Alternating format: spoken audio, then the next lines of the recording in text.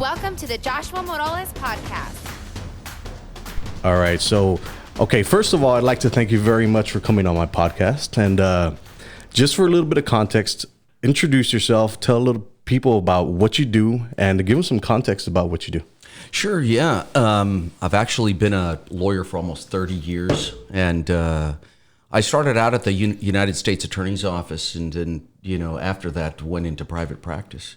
And, I've been here in the Valley for almost 30 years. And what we do is we do litigation of all different types. And as the years have gone by, of course, you start working and specializing on certain things. And we do a lot of personal injury work, but, a lot of people can hear that we do cases involving defective medicine and also defective medical products. There are some other unique cases, as a lot of people have heard, which is, we refer to it as the Dr. Fraud case, but it's the Dr. Zamora-Quezada case, and it's a case involving fraud, and it is a case that's presently now in the courts in its criminal phase. And what we work is we work the civil phase of the case, of which we can talk about a little bit later. Okay, cool. Yeah, because I had a buddy on the podcast, and we were talking about exactly that.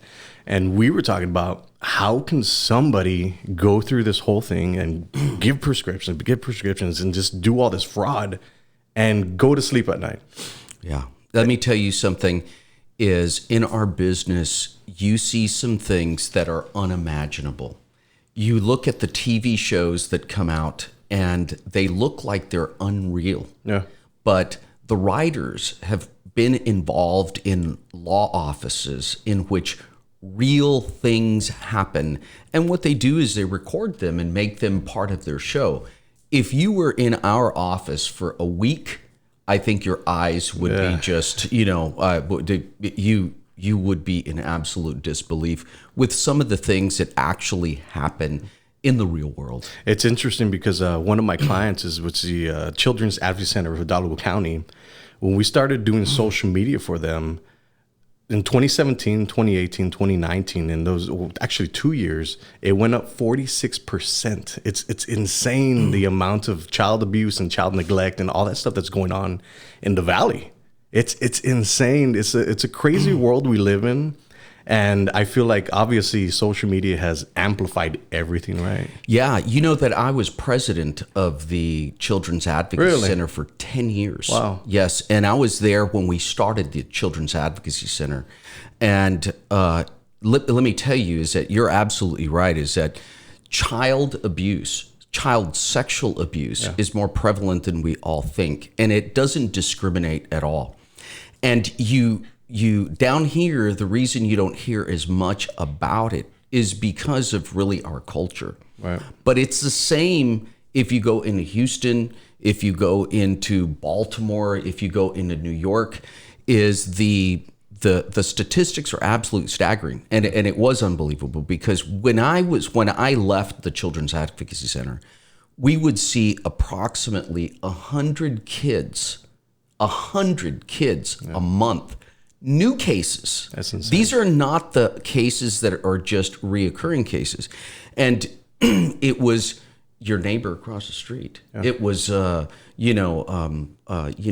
people that were in high positions that were being accused of sexual abuse within their home or somewhere within the family. It's just staggering, unbelievable, just like everything else is. Yeah, I think it's the statistic is 98% of child abuse victims or child sexual victims are somebody that they know directly. Yeah, it's usually a cycle within a family.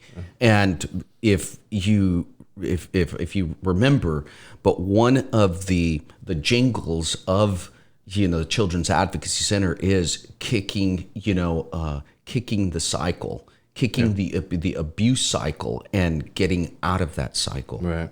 Yeah, I find it very interesting. So from obviously just touching that, we're going to touch on other things, right? But the podcast always go where they go. That's okay. So I'm super interested. I'm a huge advocate for mental health, for child abuse, stuff like that, right? It's very nobody ever talks about this stuff because it's very taboo, right?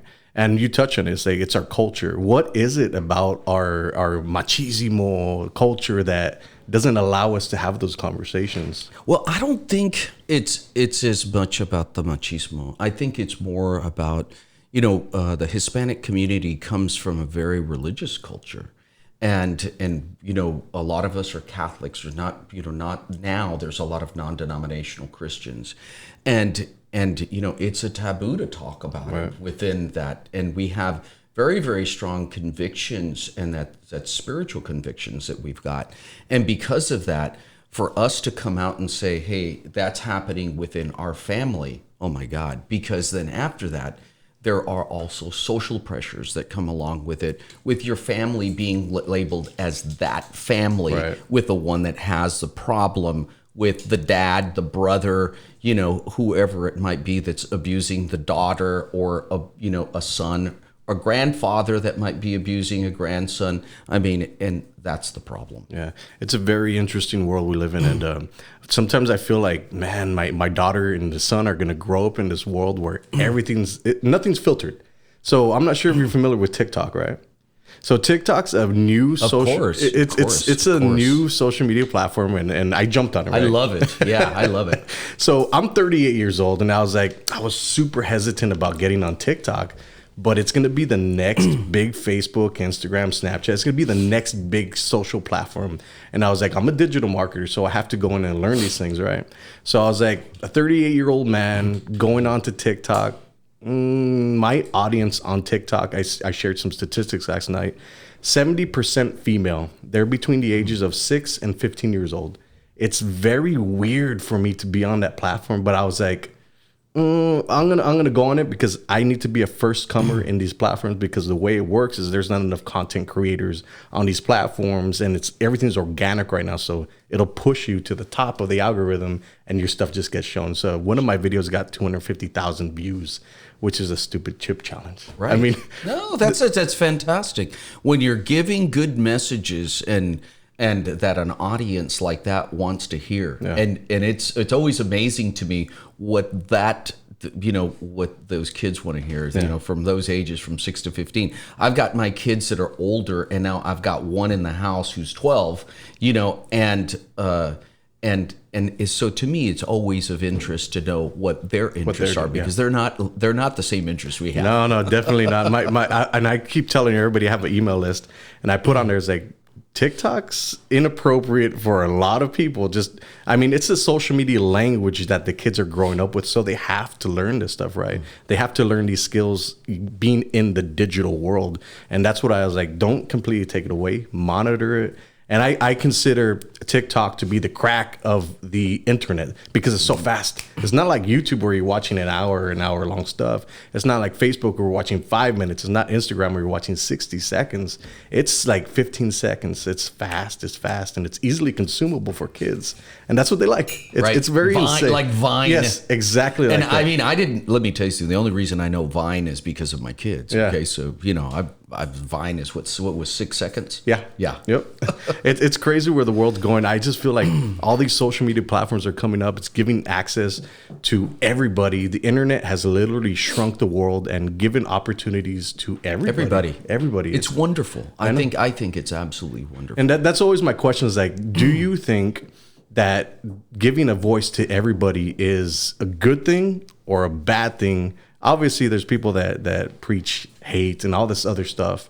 But overall, what do you think? What are your thoughts? Well, let me tell you this, is that in studying the First Amendment a lot, and really the bases of the Constitution, because it's one of the things that we did when we were in law school, is the whole foundation of the freedom of speech is to be, in order to give the minority an opportunity to voice themselves. Now, what's going to happen in doing that, and we all know, is that there's going to be some very unpopular, speech that is going to end up coming out. And us as a society need to be able to ferret that out. Yeah. And we know the good and we know the bad. Yeah. And I'll tell you, and it's very important that you give them a voice. It was, the Ku Klux Klan. And interesting enough, the ACLU was actually backing and supporting their position Interesting. with regards to freedom of speech. And because the ACLU could see, and that 1,000-yard stare that that our fathers and our coaches always talked about, is they were able to see ahead that they were going to be on that platform. They had been on that platform before.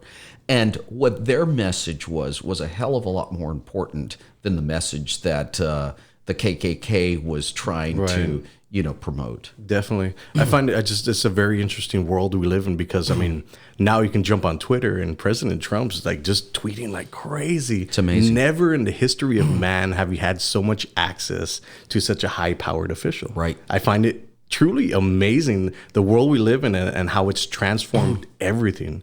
So what I want to jump into now is the opiate crisis. Sure. I'm super interested in this because a lot of people struggle with this. I believe I wrote some statistics down. 130 people die a day from drug overdoses. From 1999 to 2017, more than 700,000 people died of overdoses. That's a huge epidemic. I don't know too much about it, and I know you're in this field and you know a little bit about everything. So I was hoping you can kind of educate me and educate my listeners on what this epidemic is and how it's really gone into the fabric of America. Well, let me tell you this. It's a lot more intentional than everybody thinks. There are these incredible pharmaceutical engineers. And just like you have somebody engineer a house and the structure of a house, you have these pharmaceutical engineers that can actually design a drug, okay, to affect and set certain switches off on your body. Mm-hmm. They knew at the time, one of the main switches that they wanted to make sure that they set off in a person's body was addiction. Okay, so this is not something that Bobby Garcia is making up, something that I'm dreaming up. It's not a theory that I have. It's something that's already been proven, okay? And so you have a drug that's designed for you to get addicted on. And why is that? And you'd say, why would they have an engineer do that? Real simple. It's money. It's because of money.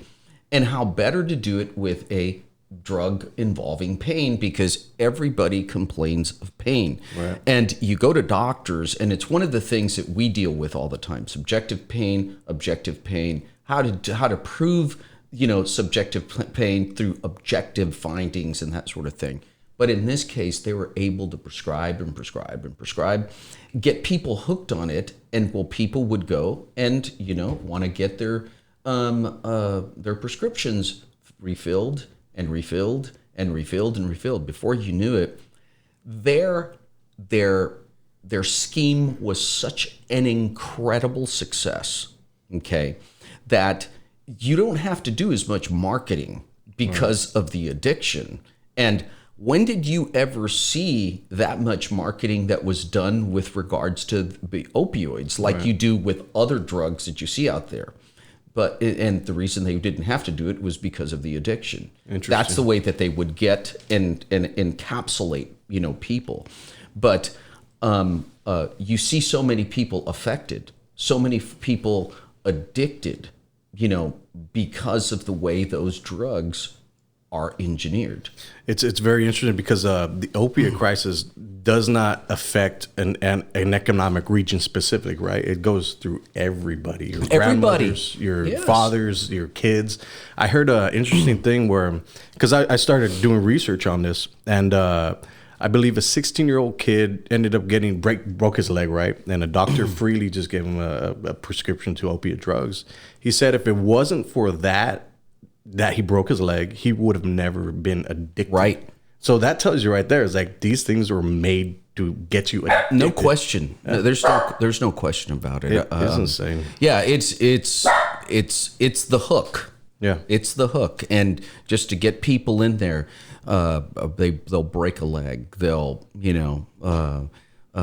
have back pain, and they would prescribe opioids for it, and so. And let me tell you this is to the credit to doctors, because doctors, they're supposed to be the first people in line of defense, but they're always the second to the last people to know. because the pharmaceutical companies go in there, and remember, they go and they sell it to them, and they tell the doctors something that isn't true. And the representative that is there marketing this to the doctor, the pharmaceutical sales rep, has been trained to say certain things. Right. They themselves don't know. It's the people up the chain of command that really know what's going on. Right. Okay. And they train this whole, line of people all the way down to the doctor, what it is that the drug is about. And they don't tell you what the underlying, what the underlying objective is. Right. It's very interesting. I saw a statistic that in 2012, there was a bottle of OxyContin for every American, which is 259 million prescriptions.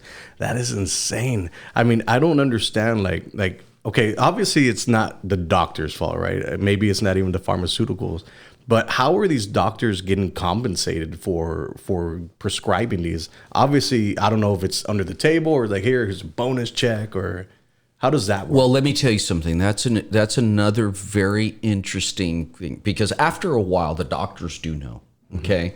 But by the time the doctors do know, it's too late, and they themselves are very afraid, okay? But the doctors, they are given what are called rebates by the pharmaceutical companies, which are really, there's a group of people that call them kickbacks, right, for prescribing medication.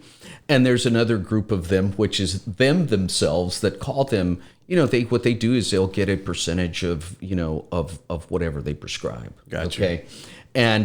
But the more they prescribe, the more money they make. And they'll award them trips. They'll award them, various things, prizes, for for prescribing a certain type of medication. Right. And this is why you see some of these medications. And I'll give an example is of these blood thinners, because there's warfarin, and then there was Xarelto. And warfarin, if you were to go in, and it's a blood thinner. Okay. If you were to go in and you were to get into an accident, is you're going to bleed, right? Well, warfarin has an antidote for it, so it reverses it real quick, and you don't bleed to death. Okay. Well, Xarelto doesn't. So you get in an accident, you start bleeding, you're in some pretty big trouble. Wow. And if you could die, from it, and you should be afraid in getting cut or whatever, because you can bleed to death and there's no antidote. Okay. Right. But do they ever tell you that? No. But Xarelto has been an amazing marketing sensation, not warfarin. Okay. So you see more sales in Xarelto, and Xarelto, they have to know Xarelto is worse, right, because there's no antidote, and warfarin there is. But you and I, that go into a doctor's office, what do you want me to take? Okay, I'm going to prescribe you this. We don't know. Our grandpa or, our parents, they're not going to know.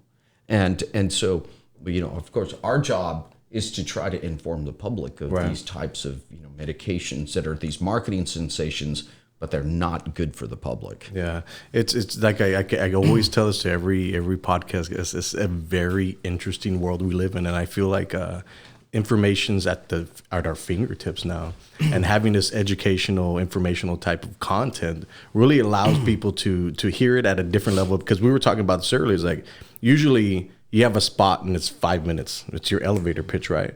This kind of stuff, this podcast allows us to go in a deeper conversation, really talk about the people that are affected, right? And actually go into these case studies, stuff like this that show actual data and analytics. Like, this is real. This is affecting our population here in the Rio Grande Valley, and it's a huge epidemic. I mean, I don't understand how people here, obviously, my father's a deacon, right? So he's telling me that there's 1 million Catholics. I grew up Catholic, so we grew up with some faith, right? So you always want to give people the benefit of the doubt. And the doctors are the people that you just assume are going to be there on your right side, right? So these people, that's not necessarily the case all the time. So that's why I find it's a very interesting world, because I want to give benefit of the doubt to people, right? Me too. Everybody does. It's our nature. Yeah. It's our nature to give. And people. I had a boss when I was starting out in my practice, and he said, and he was the head of the criminal division of the United States Attorney's Office in Houston. And he said, Bob, you've always got to presume everybody's a liar. and he lived his life that way. And I was like, Mr. Smith, I can't live my life that way. I'm not either. I'm a spiritual guy. I like to believe that everybody does good, and I'm sure, I'm going to get burned as a result of it in my life. But we can't live our lives that way. Otherwise, we'd be so unhappy. Yeah, no, I completely agree, and always going back to the topic of mental health. Do you think that there is some type of mental health issue with these doctors that are willing to take these huge stipends and be able to give this prescriptions knowingly that something's going to happen, the addiction is going to happen? I mean, that they could possibly die. Well, I don't think there's a mental issue. I think it's a moral issue. And where everything begins in education is wherever they come from, wherever they've been educated. In law school, they taught us about ethics and what ethics should be. And then you have choices from there. I think that there has to be a profound education with regards to ethics and what you should do and what it is that you shouldn't do. And there should be a system like we have as lawyers.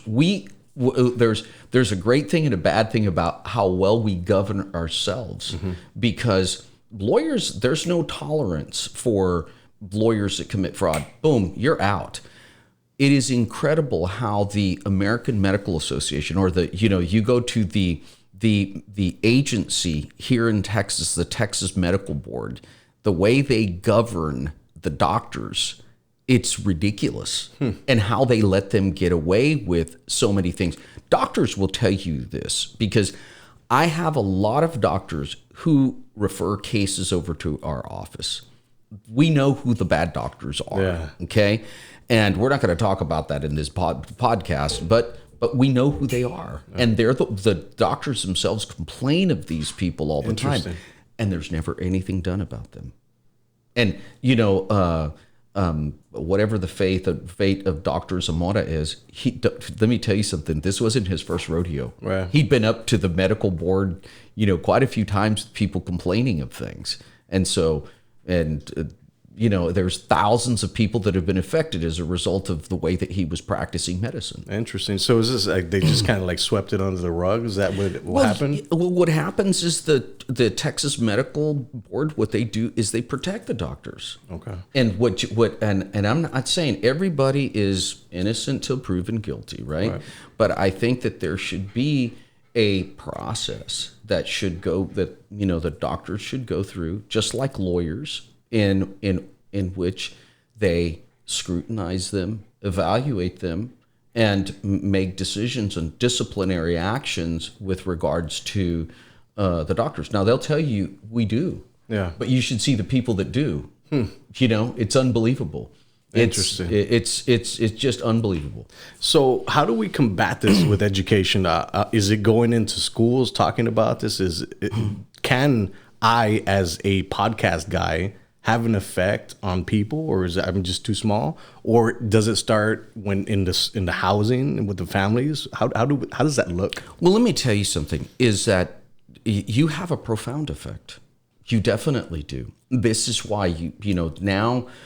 They used to be able to mask information very easily. That's the difference now. Now that we have, podcasts, we have there are way of transmitting media in very, very cheap forms. I'm talking about money forms, right? Where people will listen and the information will get around very, very quickly. I mean, you see how it is that Facebook transformed Tunisia, Libya, all of these countries. And what did it cost? It didn't cost much at all. Right. But the social media itself, the reason Tunisia, the reason Libya, the reason Syria, all of these countries, the reason that they fell was because of social media. Yeah. And what did it cost? Who put money into it? Nobody. What it was a collaboration of people being able to come together, like in these podcasts, and disseminate information to say, hey, this is unjust. Yeah. This is not right. And so every bit of this information that gets out, that we tell people, look, you've got to be skeptical. You've got to look. Now that there's so much information, we live in a world of information. Before you take a medication, look at what you're taking and see what kind of reviews it's gotten. See if there are any lawsuits that are out there pending, and inform yourself, then make an informed decision on whether you're going to take that, or not. Right. And because you can go to your doctor and tell your doctor, you know what, I'm real concerned about this medication. Can you prescribe me another? Doctors are, they'll be able to prescribe you several different types of medication. People will come to me, medication that's really not at issue, and you'll see that there are problems with the side effects that medication has, and you go to your doctor and ask him, hey, give me another. Hey, we live in a world that now a doctor might give you 2 minutes. Mm-hmm. So give me 4 minutes. Yeah. That way you can give me a suggestion of another medication to take, because this one is not working for me. It's interesting because I was hearing the other day that in the 90s, you would be able to buy fentanyl off the internet. You could just buy it. And I think somebody said that you could buy a little vial and that would literally light up the whole city. They're so tiny, and those little things you can get an overdose from. It is insane where everything's gone from just in the past 20, 30 years. I mean, everything happens so quick now, and I don't think people really understand that we're in a digital revolution now. I think the internet has been compared to when the railroad tracks came, and it revolutionized the whole industry. It's insane. Where do you see the internet going in the future within the next 10 years, in the next 50 years, in the next 100 years? Well, let me tell you this, is just to juxtapose these two different ideas that you've said, is that, remember, like with the railroad, they were able to regulate it. No.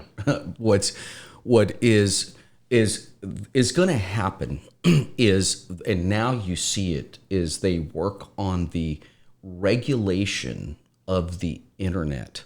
And how do you do it? Yeah. And there's going to have to become, and we have some amazing resources, and I mean human resources of people that can probably do it, mm-hmm. and police some of this stuff. But it's going to take the unity of a lot of different countries. It's going to take the type of pact, that you have seen with other things, pollution and the environment, in order to do it. We can do it within our country, but we're going to have some other participating countries that have very, very strong economies, right. Like ours, because we have the strongest economy in the world. But you're going to need participation, of the European Union, of which we can get the more difficult countries to have and to get participation, or China, because China, they've ripped off so much intellectual property from us. It's unbelievable. And it's the reason why they've really made so much darned money in the, in the past years, is by stealing all of the ideas of all of these great people that formulate these ideas, here in the U.S. and in other countries too. Yeah, I think the great thing about having all the China and these whole different markets is, I feel like America loves America. Like, we are America. We're not gonna need your help. We're not gonna be everybody's help. So I think policing the internet is gonna be a little bit difficult, right? What do you think about privacy? I mean, these big, huge platforms like Facebook, Google, Snapchat, they have all this information, and it's become the #1 resource over oil now. What do you think about having these private companies have access to all this information? Well, when you know better than denies anytime that you are create an account with Facebook, there's an agreement that comes along with it, and it's anything but telling. And what I mean in that sense is that it really doesn't tell you, hey, listen, we want you to know that all of the pictures that you put on, everything that you write on it, it's our property. Right. And anything that you put with regards to yourself, we can use it and sell it to other companies. Because if that was to be made very clear to people, I think people would probably opt out of a lot of this stuff and say, look, I want to use your platform. However, I do not want you to use my information. But you and I know that was not made clear. Right. I mean, it's certainly not made clear with any of this stuff. But the more clear it is, the option is, I think it's in some regulation. I don't believe in a whole lot of regulation, but when it comes to privacy rights, I think it's very important that the responsibility is going to fall on these social media monsters to be able to tell people, look, we want to make sure, and you understand in plain language. And because a lot of times, and I always say, look, talk to me like I'm 4 years old, okay? Even though I'm not, but so I completely understand. Now, what you're trying to tell me is that I put a picture of myself on the, or my family, and it belongs to you, and you can sell it to anybody. Yes. Okay. Well, I need to think about that. Yeah. But they don't tell you that.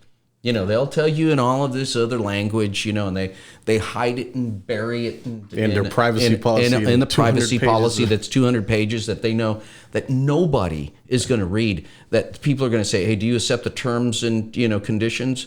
And people just press, I accept. Yeah. And then it's like, hey, you accepted and you read this thing? Of course I didn't read it. I tried reading one page. I was like, nah. Click. Yeah, right. Are you kidding me? I'm not going to read all of that stuff. But they need to make it more clear. And I think what they need to do is they need to be a lot more sensitive with regards to that information. Yeah, especially when it comes to children. Like I opted to not show my children on Facebook and Instagram as much anymore, right? Because it is a very strange world we live in. You don't know what these images are going to be used for. I mean, my daughter's face could be in China on a bus pushing American products. I mean, who knows? Absolutely. It's insane. Absolutely. It's crazy. But I feel like the world is going into a good position and a bad position. It just depends where you navigate life, I guess. Yeah. I think more information is good. I really think more information is good. I remember the problem, and I'm a lot older than you. I'm 20 years, almost 20 years older than you. And when we would walk into a library, the limitation of information that we had was just unbelievable. If you were lucky, your parents bought some encyclopedias and you were able to look up, all this information on the encyclopedias, but that was the resource. You didn't have anything else. Mm-hmm. But today, everything is at your fingertips. And so children are able to function at their potential. Yeah. They really are. And you don't have a child that is comes from a social economic background that might not be considered as privileged as as good as others, but they definitely have the resources to be able to learn. And I'll tell you this, because I'm a product of that, is when you are, and at the time that I was growing up, hey, we didn't have these. I didn't even know there was an SAT prep course. Yeah. And today you'd be absolutely crazy to go in and take your SAT without, doing some sort of preparation. We would just walk in, do our, and test for the SAT, if you can believe that.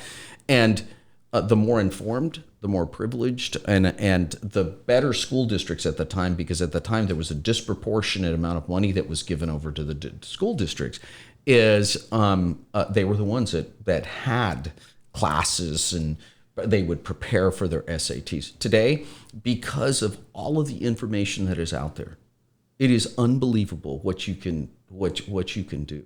I was taking my written test to be a pilot, mm-hmm. and this was a while back, and and I just got on, the internet. There's an app specifically that has all of the, practice questions that you could go through. And you know how much it cost me? How much? Not one penny. Yeah. Not one penny that it cost me. And I'll tell you this, I attribute to getting a very good score on it because of that. Yeah. And so children, that they just need that one bit of media to be able to get onto that resource, right, and to be able to use that. And you see some kids that come from all different types of background performing these amazing things because of that smartphone, that computer that they've got in that school. Do you think that this world we're living, the social media world, right, where they're always glued to their phone, it's obviously some form of addiction, right? Do you see it as a bad thing or a good thing, or do we just need to monitor it to like, all right, you can use this for an hour and then go about your business or go outside? Well, I'll tell you this. I think it's both. You don't see kids playing on the street, riding their bicycles anymore, and I think that was a real important thing, something that we did, right? But now, I mean, I think it's just like anything. There's pros and cons with everything. There's you give up something here in order to take more here. The fact that they've got this resource in this telephone is absolutely magnificent. But what it does take away, it takes away that time, and depending on how they're using that tool makes all the difference in the world, because you see some of these kids and some people use that tool, and it absolutely amazes me. Because their phone is no different than mine, but what they're doing with their phone is just absolutely amazing. I have a very good friend of mine, and she's a very, very successful lawyer in Las Vegas, and she is the face of her law firm. Nice. And the way that she brings in every bit of her work into her office is through that little platform. Yeah. And guess what? She does most of the work. And when I mean she's got a lot of people, she's probably got, 10 lawyers that work for her, has a staff of another 30, people. But she's constantly working that, the machine. That machine. It's just unbelievable. Yeah. And it's how she brings in all of her work. And she's a lawyer, but what she really does is she's the rainmaker out at her office, and the way she brings it in is through that little computer. And if you meet her, I mean, it's not her personality that does it; it's her work ethic and what she does with that with that tool. Yeah, definitely. I think one of the things that happens with a lot of stuff is people are in this new social media world, right? But they don't necessarily know how to use it. And that's the hard part is really understanding that how you can use social media to jump in front of a lot of people, tell your story, and then get your point across as a business, right? Because the thing is with social media, and I find very interesting, is nobody wants to do it. It's very hard for people to do it. And especially if you don't like coming on camera, or if you don't know how to talk, or if you don't know how to write, right? Because a lot of people feel like the entrance to barrier on social media is you have to be a phenomenal storyteller, or you have to have a beautiful voice, or you have to be good looking. That's not the case. Like, social media is social media. People are very forgiving on social media. Absolutely. Or they just give a bunch of hate on you, right? Right. So it's always, I am a huge believer and an advocate for social media because I know it works. It's worked for my clients. It's worked for me, but it's more of a long-term type of deal that I like to go in, because the more people see your face, about what you're talking about. You talk about the same thing. For me, it's digital marketing.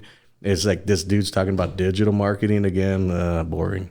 So it's really bringing into shape where you're bringing creativity along with your message. And I believe that the creative people that can sell or that are competent are going to be the winners in this space, because they're not afraid of trying different things. They don't care, right? Not necessarily they don't care, right? But they're more able to try different left field stuff where it's not like, all right, well, we're going to sit right here and we're just going to look at the camera and that's it. It's really left field stuff. If you've seen some of my stuff, Frank's seen it. It's very left field. It's very weird, but it's to capture attention. That's literally. Yeah, that's great. You look at all the famous artists of the world, right? I mean, there's 3 primary colors. And look at what they do with those tools. And it's the same with being a lawyer, is you're given this set of tools, a tool shed that is unbelievable, right? And it's a matter of how it is that you use it. Right. And in this world, in this, of social media, it's the same thing. It's that you use your own creativity in order to encapsulate, an audience. Yeah. And people are amazing. It's just like you say, people, they will forgive. You look at politics and how people forgive. And in the next, election cycle, what happens is that they don't even want to hear about what happened, a year ago. Right. Yeah, it's wonderful. It's interesting. So before we finish out the podcast, I usually ask this to my guests. I'm a huge fan of Elon Musk. He has Neuralink, which is you connect yourself to a computer and you can upload your memories and download skills. Is that something that you would do personally? Yeah, absolutely. I think Elon Musk is unbelievable. And but yes, I would do it. And we were talking about Frank that it's SpaceX is having a job fair in Cameron County. So I mean, we were talking about that too. Is like how much of an economic impact that SpaceX or Elon Musk is going to have here in the valley, and it's literally right there. Right. Well, when we talk of Frank, we talk about Frank Salinas, and Frank is awesome. He's sitting over here right next to us, man. The guy's an absolute genius, and he deals with all of the social media stuff. But yes, we as the Valley really need to welcome with open arms Elon Musk. I mean, look at what he's done. He has revolutionized the car industry.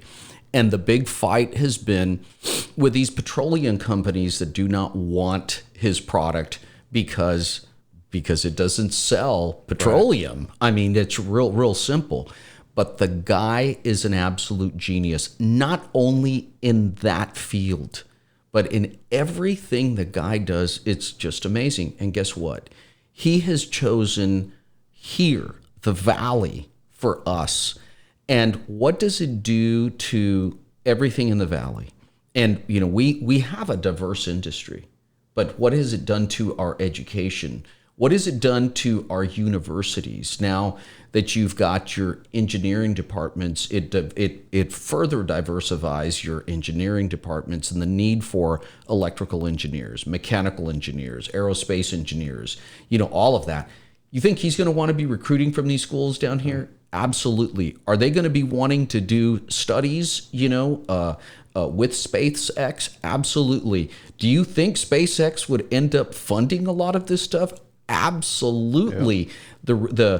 The human resource is there. He wants that human resource. And here he is building a huge foundation and has laid stake down here. Yeah. And I think what we need to do as a population down here is really support him and understand the effects that are going to come down from the universities all the way to jobs and all of the secondary markets that come up as a result of people coming here, down to the grocery stores, new HEBs coming in, how it affects South Padre Island and how it affects Brownsville, and how affecting Brownsville affects McAllen and all of these other places, down to the airports and communication and transportation and everything. It's unbelievable what is transforming just as a result of